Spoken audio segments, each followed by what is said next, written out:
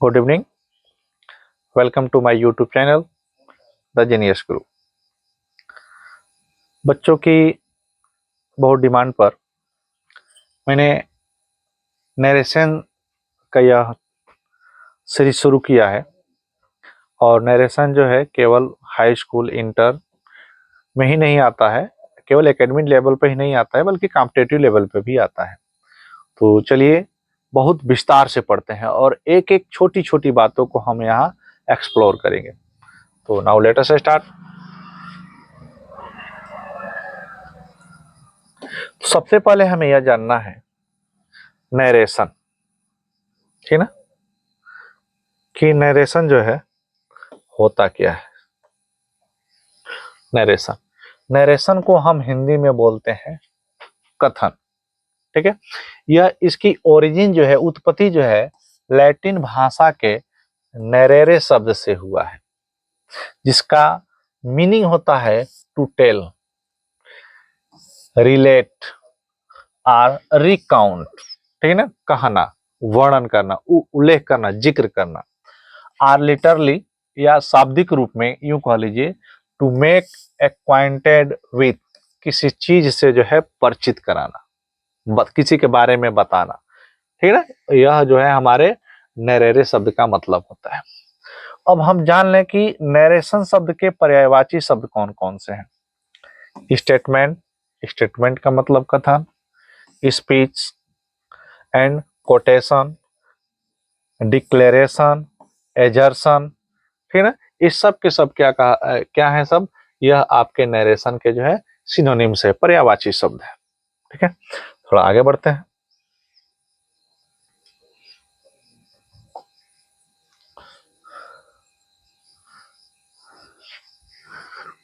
अब हमें यह जानना है कि नरेशन का डिफिनीशन क्या होगा,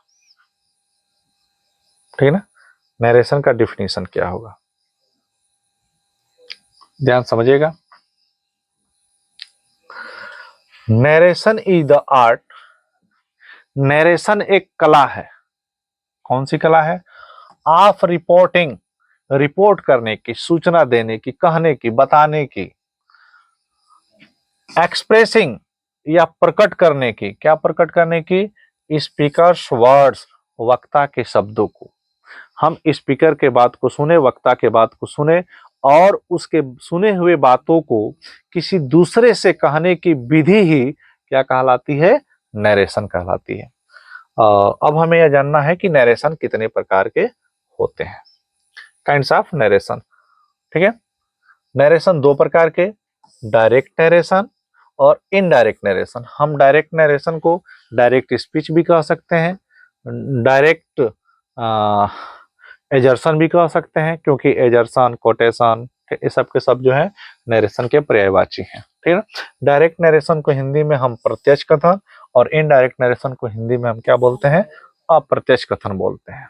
ओके, अब सबसे पहले यह जानना है कि यह डायरेक्ट नरेशन यानी कि डायरेक्ट स्पीच किसे कहते हैं, क्या होता है डायरेक्ट स्पीच। आगे है the art of reporting or expressing, ठीक है ना।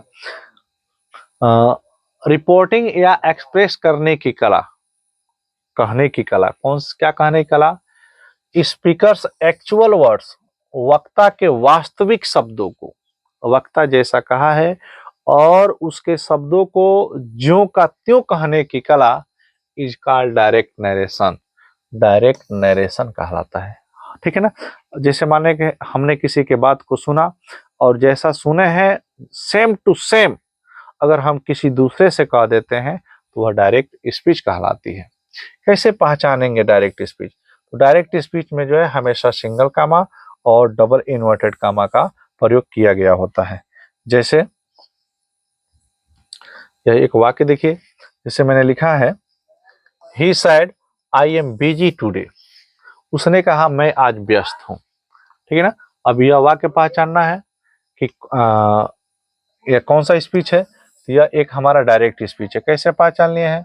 इसमें सिंगल कामा और डबल इन्वर्टेड कामा का प्रयोग किया गया है। ओके, अब हमें यह जानना है कि जो डायरेक्ट स्पीच होते हैं इसके कितने भाग होते हैं, parts of direct speech. Direct speech के जो है 2 भाग होते हैं, ठीक है ना। कौन कौन होते हैं? तो जो पहला होता है वह होता है रिपोर्टिंग स्पीच, और दूसरा जो होता है वह होता है रिपोर्टेड स्पीच। कई जगह आपको जो है यहाँ स्पीच के जगह पर जो है आपको रिपोर्टिंग वर्ब भी देखने को सुनने को मिल सकता है, ठीक है ना। तो एक आखिर हम इसको रिपोर्टिंग स्पीच क्यों कह रहे हैं यह मैं आपको आगे बताऊंगा। तो आइए जानते हैं कि ये रिपोर्टिंग स्पीच किसे कहते हैं, क्या होता है रिपोर्टिंग स्पीच। तो the part of direct speech, direct speech का वह भाग विच इज आउटसाइड, जो बाहर होता है of double inverted comma, double inverted comma से। डायरेक्ट स्पीच का वह भाग जो डबल इन्वर्टेड कॉमा से बाहर होता है इज कॉल्ड रिपोर्टिंग स्पीच, उसे रिपोर्टिंग स्पीच कहते हैं, ठीक है ना। अब थोड़ा सा मैं आपको रिपोर्टेड स्पीच का भी डिफिनेशन बता दूं, उसके बाद से एग्जांपल बताता हूं।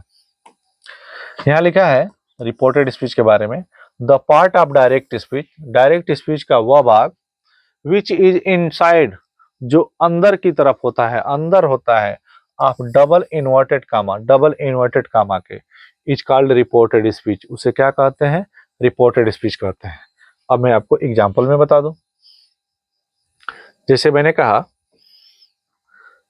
Raju said I know your friends, Raju ने कहा मैं तुम्हारे दोस्तों को जानता हूं। अब यहाँ देखिएगा यह एक टोटल जो है हमारा डायरेक्ट स्पीच है, ठीक है ना। यहाँ से लेकर के यहाँ तक डायरेक्ट स्पीच है, क्यों? क्योंकि इसमें सिंगल कमा और डबल कमा का प्रयोग किया गया है। और डायरेक्ट स्पीच के 2 भाग बताए गए हैं, कौन कौन? एक रिपोर्टिंग स्पीच, दूसरा रिपोर्टेड स्पीच। रिपोर्टिंग स्पीच यह कहा गया है कि जो डबल इन्वर्टेड कामा से बाहर होगा वो रिपोर्टिंग स्पीच, और जो डबल इन्वर्टेड कामा के अंदर होगा वो रिपोर्टेड स्पीच। यहाँ यह देखिए ये जो हिस्सा है हमारा यह डबल इन्वर्टेड कामा से बाहर है, जब यह बाहर है तो इसको हम क्या बोलेंगे, इसको हम रिपोर्टिंग स्पीच बोलेंगे, ओके। और ये देखिए यह जो वाक्य है यह डबल इन्वर्टेड कामा के अंदर है, इसलिए हम इसको क्या बोलेंगे, रिपोर्टेड स्पीच कहा जाएगा, ओके। नीचे वाले वाक्य देखिए लिखा है where do you live said he to me, तुम कहाँ रहते हो, उसने मुझसे कहा। यहाँ देखिए ये टोटल तो डायरेक्ट स्पीच हो गया, लेकिन यह जो पोर्शन है, यह जो हिस्सा है ये डबल इन्वर्टेड कामा के अंदर है, इसलिए यह हिस्सा क्या कहलाएगी, हमारा रिपोर्टेड स्पीच कहलाएगी। और डबल इन्वर्टेड कामा के अंदर है यह क्या कहलाएगी, यह हमारी रिपोर्टिंग स्पीच कहलाएगी, ओके वेरी गुड। नीचे वाला वाक्य देखिए लिखा है रोहित ही सेड, उसने कहा what are you doing here, तुम यहाँ क्या कर रहे हो। यहाँ देखिए यह हिस्सा डबल इन्वर्टेड कामा के अंदर है, यह हिस्सा डबल इन्वर्टेड कामा के बाहर है, और यह हिस्सा भी डबल इन्वर्टेड कामा के अंदर है। तो जो हिस्सा डबल इन्वर्टेड कामा के अंदर है वह रिपोर्टेड स्पीच कहलाएगा, और जो बाहर है वह क्या कहलाएगा, रिपोर्टिंग स्पीच कहलाएगी। अब यहाँ ध्यान से समझिएगा, यहाँ यह रिपोर्टिंग स्पीच, यहाँ यह रिपोर्टिंग स्पीच, और यहाँ यह रिपोर्टिंग स्पीच। इससे यह सिद्ध होता है कि रिपोर्टिंग स्पीच शुरू में भी आ सकता है, लास्ट में भी आ सकता है, और बीच में भी आ सकता है। क्लियर है ना। अब देखिए रिपोर्टिंग वर्ब के बारे में थोड़ा सा बता दूं, क्योंकि लोग अक्सर जो है रिपोर्टिंग वर्ब बोलते हैं। यहाँ समझिएगा यह टोटल हमारा रिपोर्टिंग स्पीच कहलाएगा।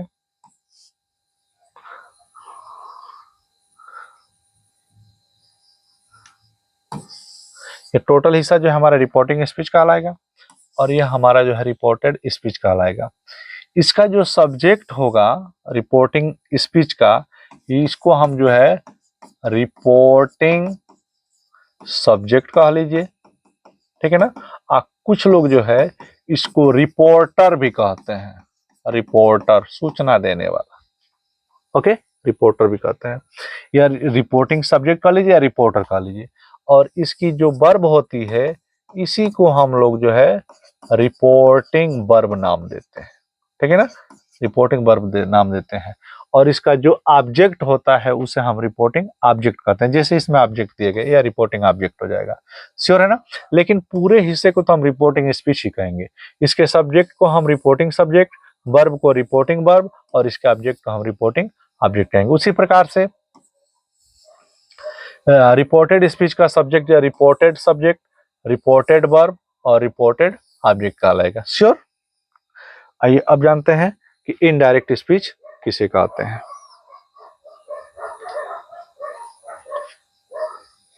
इनडायरेक्ट स्पीच क्या होता है?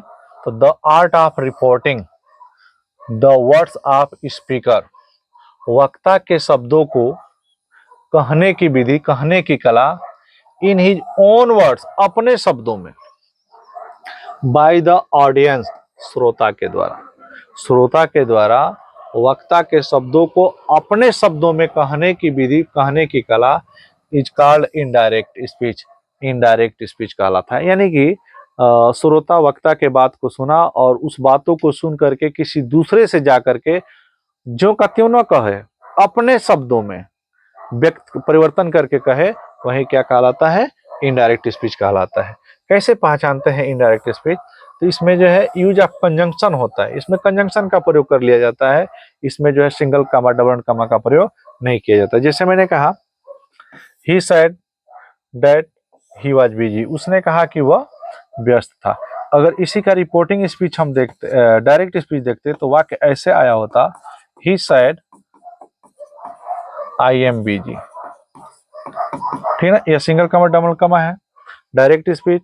और जैसा उसने सुना वैसा ही कह दिया, तो डायरेक्ट स्पीच। जब इसको इनडायरेक्ट स्पीच में हम चेंज कर रहे हैं, ही सेड हो जाएगा और सिंगल कमा डबल कमा का हटा करके यहाँ कंजंक्शन लगा दिया है और यह हमारे रिपोर्टेड स्पीच को रख दिया गया है। श्योर है? तो ये तो हम जान गए कि डायरेक्ट स्पीच क्या होता है, इनडायरेक्ट स्पीच क्या होता है, डायरेक्ट स्पीच के कितने भाग होते हैं, ठीक है ना। और अब जो है हमें जानना है कि डायरेक्ट स्पीच को इनडायरेक्ट स्पीच में कैसे बदला जाएगा, ठीक है ना।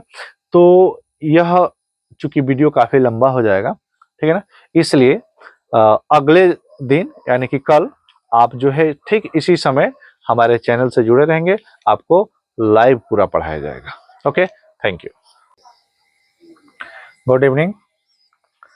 हम जो है पढ़ रहे थे नरेशन, और इसके पिछले वीडियो में मैंने आपको बताया था कि नरेशन किसे कहते हैं, नरेशन की ओरिजिन कहाँ से हुई है, ठीक है ना, उसका सिनोनिम्स क्या है, उसका डिफिनीशन क्या है, डायरेक्ट स्पीच क्या होता है, इनडायरेक्ट स्पीच किसे कहते हैं, ठीक है ना, डायरेक्ट नरेशन क्या होता है, कैसे पहचानते हैं, इनडायरेक्ट स्पीच क्या होता है, ठीक है ना। ये सारी चीजें जो है हमने आपको पिछले वीडियो में बता दिया था, ठीक है ना। और आज हमें पढ़ना है कि हम डायरेक्ट स्पीच से इनडायरेक्ट स्पीच में कैसे चेंज करें, ठीक है ना। यह मैं आपको 6 रूल्स बताने वाला हूं जो काफी इंपॉर्टेंट है, इसको बड़े ध्यान से आप पढ़िएगा, ठीक है। हेडिंग है हमारा rules of changing direct speech into indirect speech, अर्थात डायरेक्ट स्पीच से इनडायरेक्ट स्पीच बदलने के नियम, ठीक है ना।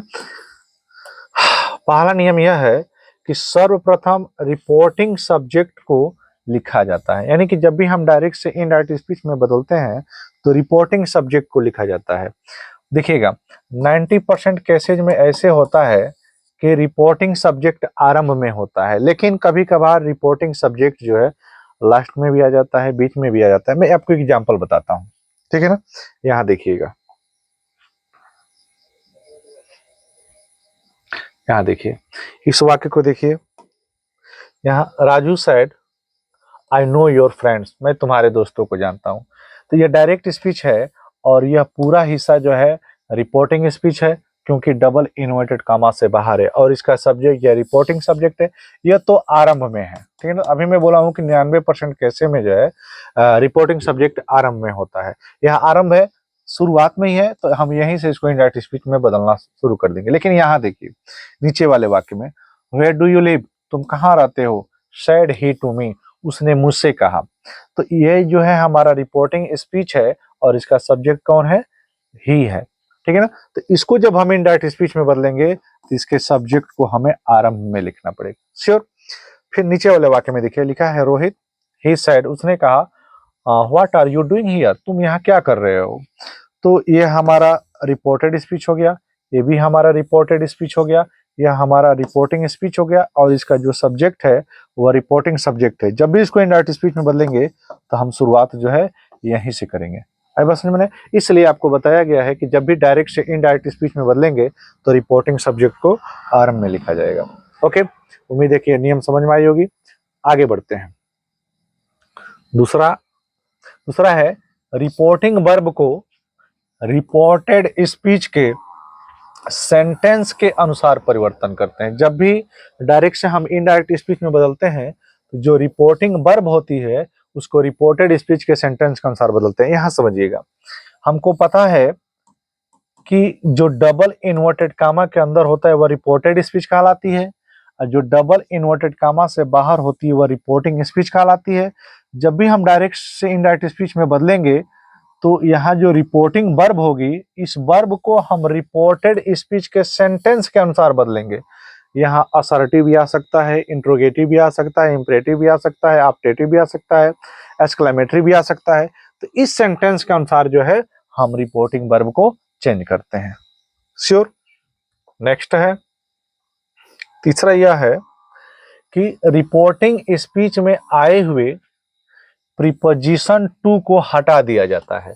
जब भी हम डायरेक्ट से इनडायरेक्ट स्पीच में बदलते हैं तो जो रिपोर्टिंग स्पीच में प्रीपोजिशन टू आता है उसको हटा देते हैं। मैं एक एग्जांपल से आपको बताता हूं। ही सैड टू मी, उसने मुझसे कहा आई एम बिजी, मैं व्यस्त हूं। तो जब हम इसको इनडायरेक्ट स्पीच में चेंज करेंगे तो मैं बताया हूं रिपोर्टिंग स्पीच को आरएम में लिखा जाएगा, लिख दिया गया।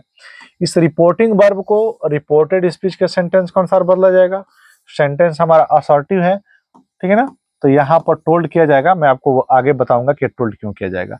और ये तीसरे नंबर पर ये जो प्रीपोजिशन टू आया है इसको हटा दिया जाता है। जब भी डायरेक्ट इनडायरेक्ट स्पीच में बदलते हैं तो इसको हम क्या कर देते हैं, हटा। वजह क्या होता है कि यह जो है टोल्ड एक ट्रांजिटिव वर्ब होता है, और ट्रांजिटिव वर्ब अपने साथ किसी प्रीपोजिशन का प्रयोग नहीं लेता है, अतः हम क्या कर देते हैं, टू को हटा देते हैं। पहला वजह। हाँ, दूसरी बात यह है कि यह टू जो है प्रोपोइड के साथ नहीं हटाया जाता। केवल प्रोपोइड एक ऐसा वर्ब है जिसके साथ हम टू का प्रयोग श्योर करते हैं, वो भी जब ऑब्जेक्ट होगा तब। अगर ऑब्जेक्ट नहीं होगा, आगे अगर कोई ऑब्जेक्ट नहीं होगा तो हम टू का भी प्रयोग नहीं करेंगे। लेकिन ध्यान रखिएगा, जब भी वर्ब को हम किसी दूसरे शब्द में बदलेंगे रिपोर्टेड स्पीच के अनुसार तो हम प्रीपोजिशन को क्या कर देंगे, हटा देंगे। श्योर। अगर हम नहीं भी हटाना चाहें तो हम चाहें तो आजकल का यह नियम है कि हम इसको ऐसे ही रह करके और इनडायरेक्ट स्पीच में बदल सकते हैं। लेकिन आप इसको टोल्ड में बदलें तो ज्यादा बेटर हो। एकेडमिक लेवल पर इसको टोल्ड में ही बदल दिया जाता है, लेकिन कॉम्पिटेटिव लेवल पर जो है सैड टू जो है तो सैड टू भी सही माना जाता है। ओके, तो यह हमारा तीसरा नियम हो गया कि क्या करना है, हमको प्रीपोजिशन टू को हटा देना है। आगे बढ़ते हैं। हाँ, फोर्थ रूल है हमारा सिंगल कामा, ये जो सिंगल कामा है, तथा डबल इन्वर्टेड कामा, ये जो डबल इन्वर्टेड कामा है यह को हटा दिया जाता है। जब भी डायरेक्ट से इनडायरेक्ट स्पीच में बदलेंगे तो जो ये सिंगल कामा होता है और डबल इन्वर्टेड कामा होता है इसको क्या कर देते हैं, हम इनडायरेक्ट स्पीच में बदलते समय हटा देते हैं। पांचवा नियम हो गया। चौथा नियम हो गया, पांचवा यह है रिपोर्टिंग स्पीच के बाद, जब भी हम ये रिपोर्टिंग स्पीच है इसको जब हम लिख लेंगे तो इसके बाद जो है रिपोर्टेड स्पीच के सेंटेंस के अनुसार, इस सेंटेंस के अनुसार, रिपोर्टेड स्पीच में जो सेंटेंस होगा इस सेंटेंस के अनुसार उचित कंजंक्शन का प्रयोग करते हैं। यहाँ जो है हमें किसी न किसी कंजंक्शन का प्रयोग करना पड़ता है। कभी डेट लगाना पड़ता है, कभी इफ लगाना पड़ता है, कभी वेदर का प्रयोग करना पड़ता है, कभी टू का प्रयोग करना पड़ता है, ठीक है ना। यहाँ हम किसी न किसी उचित कंजंक्शन का प्रयोग करते हैं। पांचवा नियम हो गया। छठा रूल हमारा यह है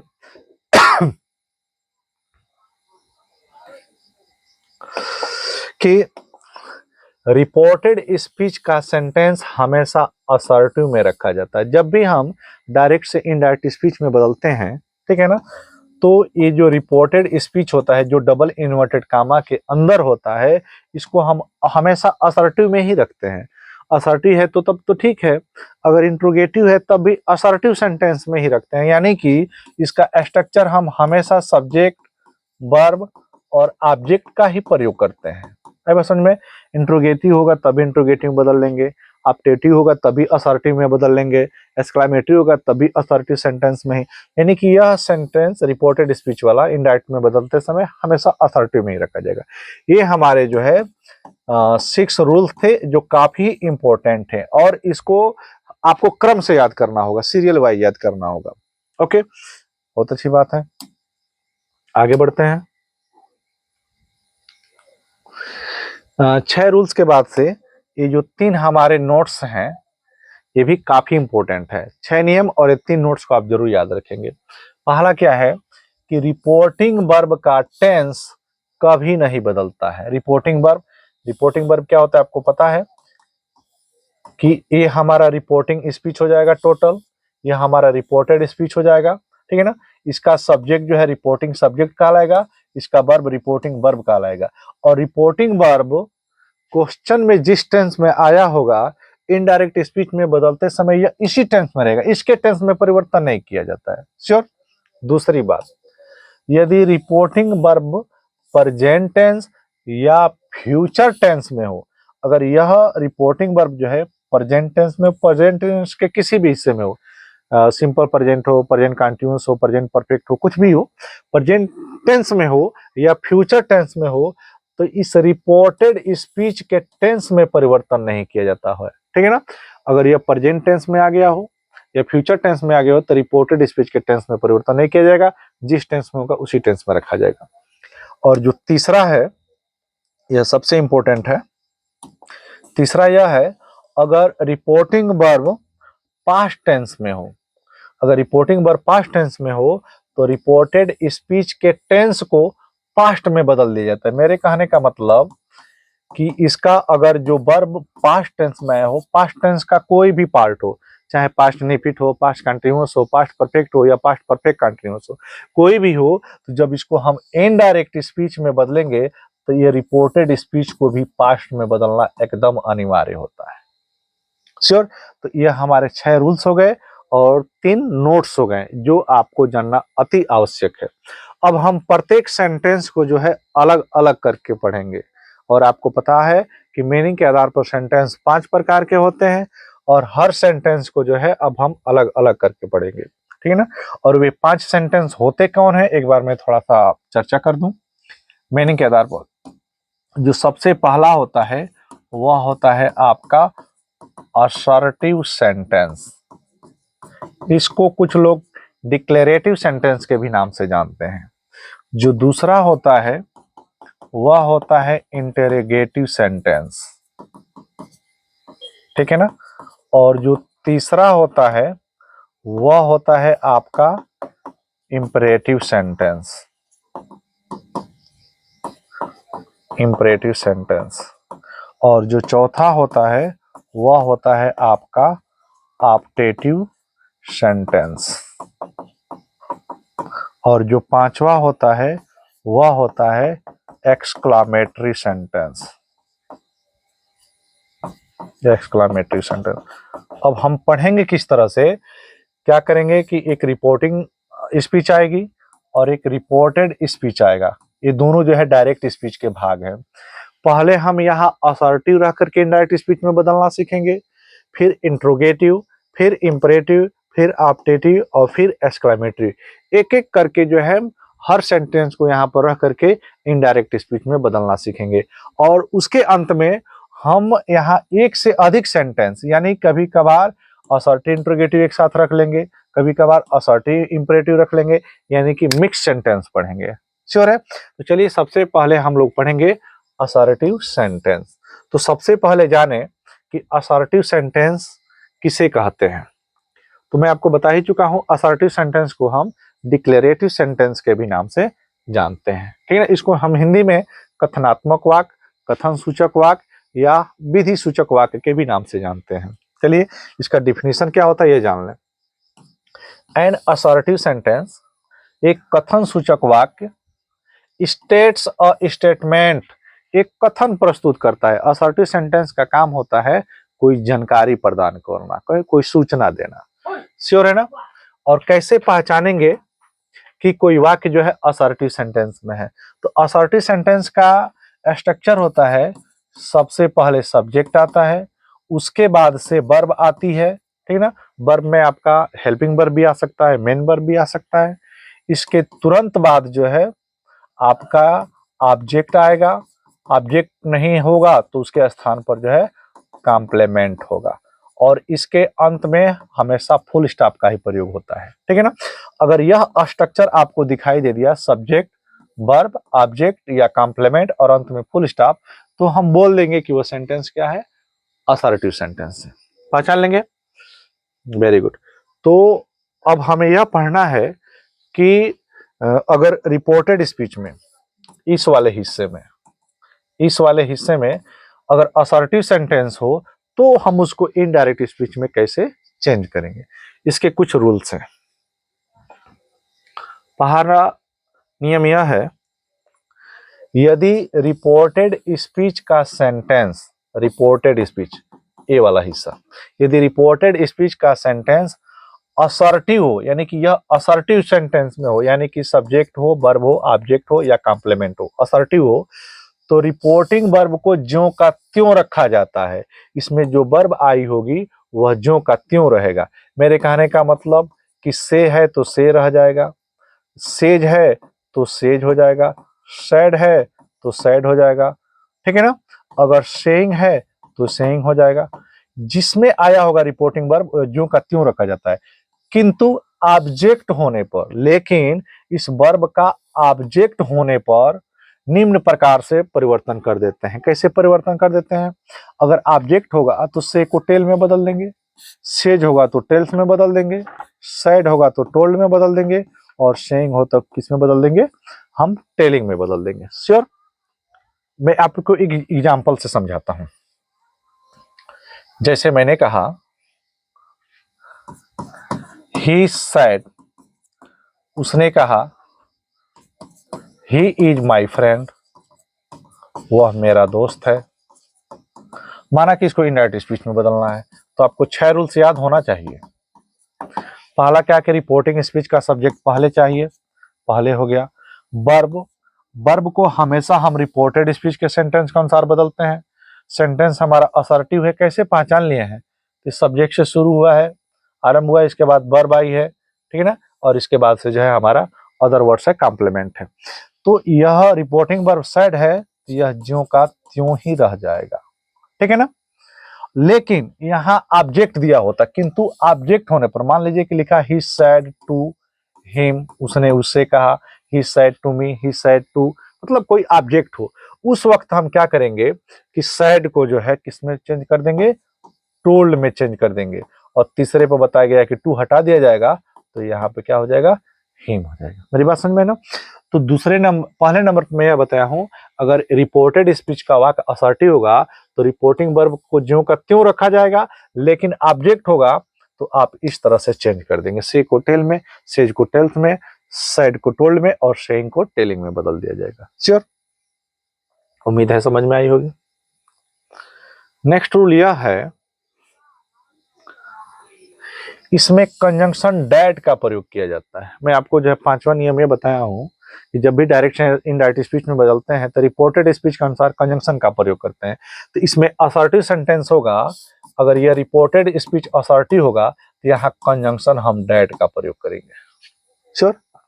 आगे है, अगर रिपोर्टिंग वर्ब पास्ट टेंस में हो, ठीक है ना, अगर इसकी जो वर्ब हो और वो पास्ट टेंस में हो तो तो रिपोर्टेड स्पीच के टेंस को पास्ट में निम्न प्रकार से बदल देते हैं, ठीक है ना। कैसे बदलते हैं यहां समझिएगा। चेंजिंग टेंस है, एक जगह मैंने डायरेक्ट स्पीच रखा है, दूसरी जगह इनडायरेक्ट स्पीच रखा है, इसको समझिएगा। अगर डायरेक्ट स्पीच में इज एम आर का प्रयोग किया गया होगा तो इनडायरेक्ट में वाज वर में बदल देंगे। अगर वाज वर होगा तो वाज वर का वाज वर ही होता है, उसमें चेंज नहीं किया जाता है। हैज हैव को हैड में बदल देते हैं, लेकिन हैड होगा तो उसमें परिवर्तन नहीं किया जाता, हैड का हैड हो जाएगा। कैन और मे आएगा तो कैन को कुड में बदल देंगे, मे को माइट में बदल देंगे। लेकिन पहले ही डायरेक्ट स्पीच में कुड और माइट का प्रयोग किया गया होगा तो कुड का कुड और माइट का माइट क्यों का त्यों हो जाएगा। श्योर है? और आगे बढ़ते हैं। अगर डायरेक्ट स्पीच में विल और शैल का प्रयोग किया गया हो तो विल को हम वुड में बदल देंगे और शैल को शुड में बदल देंगे। लेकिन डायरेक्ट स्पीच में पहले से ही वुड और शुड का प्रयोग किया गया होगा तो हम उसमें चेंज नहीं करते हैं, वुड का वुड ही रह जाएगा और शुड का शुड ही रह जाएगा। अगर डायरेक्ट स्पीच में मस्ट हो और टू का प्रयोग हो तो इसमें भी कोई चेंज नहीं किया जाता है, मस्ट का मस्ट ही रह जाएगा और ओ टू का ओ टू ही रह जाएगा, इसमें परिवर्तन नहीं किया जाता है। ये तो हमारे यूजेज थे। अब हम टेंस पर चलते हैं। देखिए, अगर प्रेजेंट इंडेफिनिट टेंस होगा तो इनडायरेक्ट स्पीच में बदलते समय उसको पास्ट इंडेफिनिट टेंस में बदल देते हैं। अगर प्रेजेंट कंटीन्यूअस होगा तो उसको हम पास्ट कंटीन्यूअस में बदल देते हैं। अगर प्रेजेंट परफेक्ट टेंस होगा तो उसको हम पास्ट परफेक्ट टेंस में बदल देते हैं। अगर प्रेजेंट परफेक्ट कंटीन्यूअस टेंस होगा तो उसको पास्ट परफेक्ट कंटीन्यूअस टेंस में बदल देते हैं। और अगर पास्ट इंडेफिनिट टेंस होगा तो पास्ट परफेक्ट टेंस, और पास्ट कंटीन्यूअस टेंस होगा तो पास्ट परफेक्ट कंटीन्यूअस टेंस, तथा पास्ट परफेक्ट टेंस और पास्ट परफेक्ट कंटीन्यूअस टेंस इन दोनों में परिवर्तन नहीं होता है। पास्ट परफेक्ट का पास्ट परफेक्ट में ही रह जाता है और पास्ट परफेक्ट कंटीन्यूअस टेंस को पास्ट परफेक्ट कंटीन्यूअस में रहने देते हैं, इसमें चेंज हम नहीं करते हैं। ठीक है ना। अब मैं आपको कुछ एग्जांपल्स बताता हूं। ठीक है, जैसे ही सेड, उसने कहा, they are playing,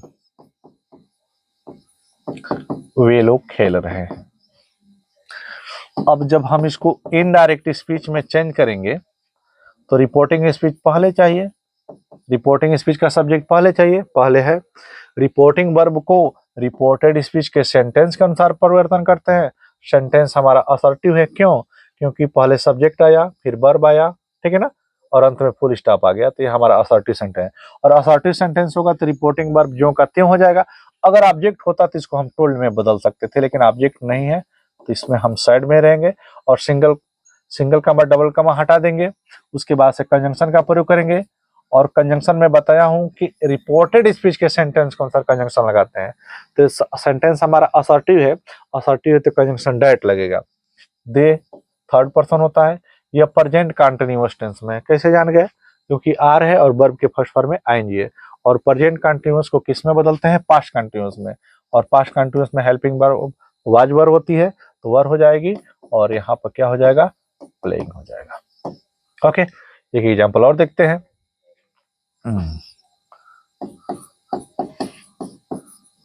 Mohit sad, मोहित ने कहा,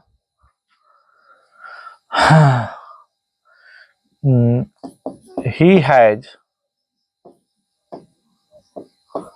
completed his work। मोहित ने कहा वह अपना कार्य समाप्त कर चुका है।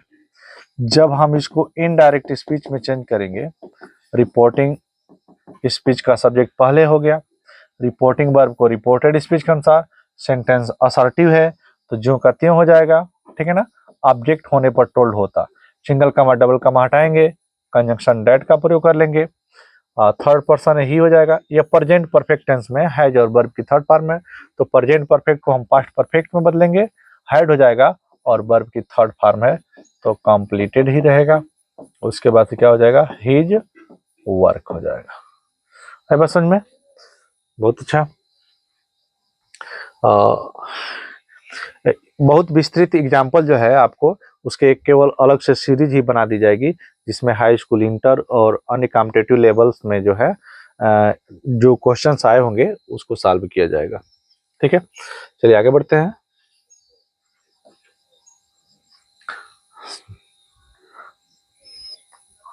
हाँ, ध्यान रखिएगा, ये बहुत ही इंपॉर्टेंट रूल्स है।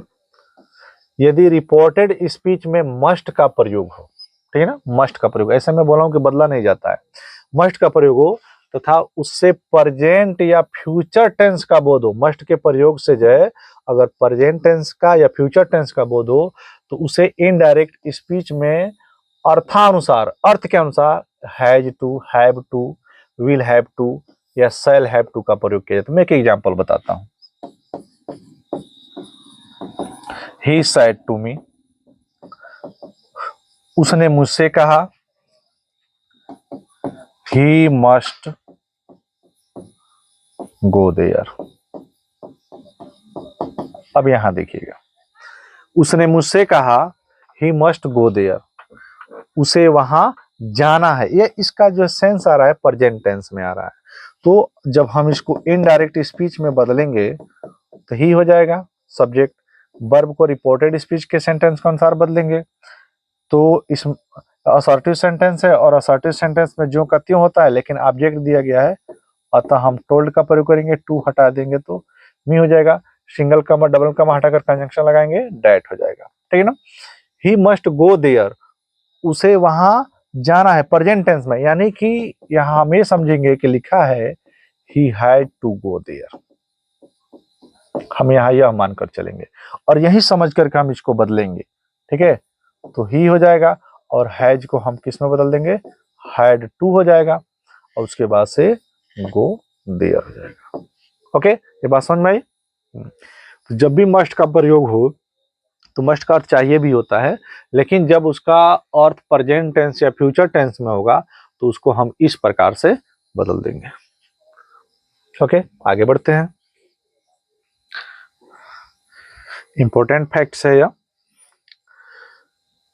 कुछ रिपोर्टेड स्पीच में ऐसे वाक्य होते हैं जिनको रिपोर्टिंग वर्ब पास्ट टेंस में होते हुए भी परिवर्तन नहीं किया जाता है। कभी कभार ऐसा होगा कि यह रिपोर्टिंग स्पीच हो गई, यह रिपोर्टेड स्पीच हो गया और यह पास्ट टेंस होते हुए भी इस तरह के टेंस में परिवर्तन नहीं किया जाए, कभी कभार ऐसा होगा। आखिर वो कौन कौन से सेंटेंस हो गए, आइए जानते हैं। सबसे पहले जो है यूनिवर्सल ट्रुथ हो, ठीक है ना, यूनिवर्सल ट्रुथ हो उसको इनडायरेक्ट स्पीच में नहीं बदलेंगे। यूनिवर्सल ट्रुथ क्या होता है, सार्वभौमिक सच्चाई। जैसे सार्वभौमिक सच्चाई क्या हो गया, जैसे मैंने कहा the sun rises in the east, सूर्य पूरब में निकलता है। मिल्क इज व्हाइट, दूध सफेद होता है। 2 and 2 is 4, 2 और 2 4 होता है। ये यूनिवर्सल ट्रूथ है। हैबिचुअल फैक्ट, आदत संबंधी तथ्य। आदत संबंधी तथ्य क्या होता है, जो हैबिट से रिलेटेड हो वह, जैसे मैंने कहा कि कुत्ते अजनबियों पर भौंकते हैं, यह उनकी हैबिट है, ठीक है ना। तो यह हैबिचुअल फैक्ट हो गया। अगर रिपोर्टेड स्पीच में हिस्टोरिकल फैक्ट आया हो, ऐतिहासिक तथ्य आया हो, इतिहास से संबंधित तथ्य आया हो, जैसे मैंने कहा India got independence in 1947, Bharat 1947 में आजाद हुआ, तो ये हिस्टोरिकल फैक्ट है। तो हिस्टोरिकल फैक्ट को भी हम इनडायरेक्ट स्पीच में नहीं बदलते हैं। चौथा है प्रोवर्ब। प्रोवर्ब कहावत, ठीक है। अगर कहावत होगा, जैसे मैंने कहा honesty is the best policy, ईमानदारी एक अच्छी नीति है, तो ऐसे स्टेटमेंट को जो है रिपोर्टिंग वर्ब, ये वाला रिपोर्टिंग वर्ब पास्ट टेंस में होते हुए भी इधर के टेंस में परिवर्तन नहीं किया जाता, इन चार चीजों पर, ठीक है। आइए इसको हम एग्जाम्पल से समझते हैं।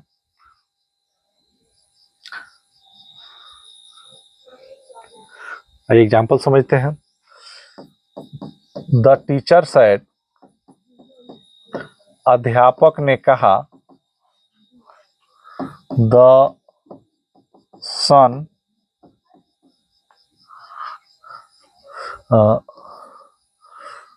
द अर्थ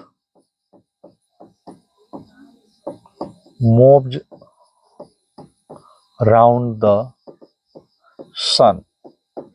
इसका हिंदी मतलब होगा, अध्यापक ने कहा कि पृथ्वी, अर्थ है एफ नहीं है, EARTH, पृथ्वी मूव अराउंड द सन, सूर्य का चक्कर लगाती है, सूर्य की परिक्रमा करती है। तो यह स्टेटमेंट जो है यूनिवर्सल ट्रूथ है, और जब यूनिवर्सल ट्रूथ है तो इसमें हम कोई चेंजिंग नहीं करेंगे। जब इनडायरेक्ट स्पीच में बदलेंगे तो हो जाएगा द टीचर सेड, और कंजंक्शन क्या लगा देंगे, डैट का प्रयोग कर लेंगे, ठीक है ना।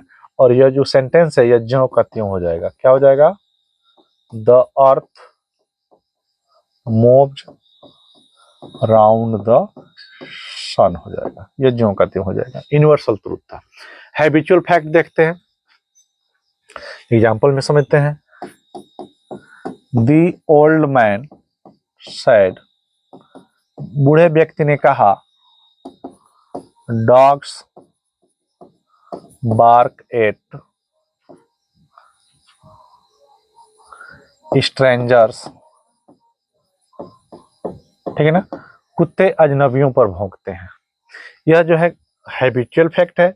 जब हैबिचुअल फैक्ट है और इसको इनडायरेक्ट स्पीच में हम चेंज करेंगे तो हो जाएगा दी ओल्ड मैन सैड हो जाएगा। कंजंक्शन डैट का प्रयोग कर लेंगे, ठीक है ना। और ये ज्यों का त्यों हम लिख देंगे, dogs bark at strangers. Sir यह हैबिचुअल फैक्ट हो गई। आइए एक हिस्टोरिकल फैक्ट देखते हैं। जैसे मैंने कहा माय हिस्ट्री टीचर सेड, मेरे इतिहास के अध्यापक ने कहा India got independence on 15 August in 1947। Okay, यहाँ कामा का प्रयोग नहीं किया जाएगा। मेरे इतिहास के अध्यापक ने कहा भारत को 15 अगस्त 1947 में आजादी मिली। और जब हम इसको इनडायरेक्ट स्पीच में चेंज करेंगे तो my history teacher said, conjunction that का प्रयोग कर लेंगे और उसके बाद से यह ज्यों का त्यों हो जाएगा। इंडिया गॉट इंडिपेंडेंस, हम फ्रीडम भी प्रयोग कर सकते हैं, गॉट फ्रीडम, ठीक है ना। यह गॉट इंडिपेंडेंस ऑन 15 अगस्त इन 1947। यह ज्यों का त्यों हो जाएगा। श्योर है। आगे बढ़ते हैं। प्रोवर्ब। प्रोवर्ब का एक एग्जांपल लेते हैं। My mother said to me, ठीक है ना। मेरी माँ मुझसे कही honesty is the best policy, ईमानदारी सबसे अच्छी नीति है, ठीक है ना। यह एक प्रोवर्ब है, कहावत है। जब हम इसको इनडायरेक्ट स्पीच में चेंज करेंगे तो क्या हो जाएगा, माई मदर ऑब्जेक्ट दिया गया है, अतः हम इसको टोल्ड में बदल देंगे, टू हट जाएगा, मी हो जाएगा, सिंगल कमा डबल कमा हटाकर कंजंक्शन डैट का प्रयोग कर लेंगे और यह ज्यों का त्यों हो जाएगा। Honesty is the best policy, best policy. Okay, उम्मीद है कि आपको जो है यह सारी बातें बहुत अच्छी तरह से समझ में आई होगी, ठीक है ना। ये अभी तो हम चेंज इन टेंस पढ़ रहे थे असर्टिव सेंटेंस में, अब हमें पढ़ना है चेंज इन प्रोनाउन, ठीक है ना। तो अगला वीडियो आप जरूर देखेंगे और चेंज इन प्रोनाउन जो है बहुत ही महत्वपूर्ण टॉपिक है। ओके, और अगर वीडियो आपको अच्छा लगे तो लाइक शेयर और कमेंट जरूर करते रहिएगा, ठीक है। दूसरे बच्चे तक पहुंचाएं ताकि उनको भी फायदा हो सके। Okay, now thank you.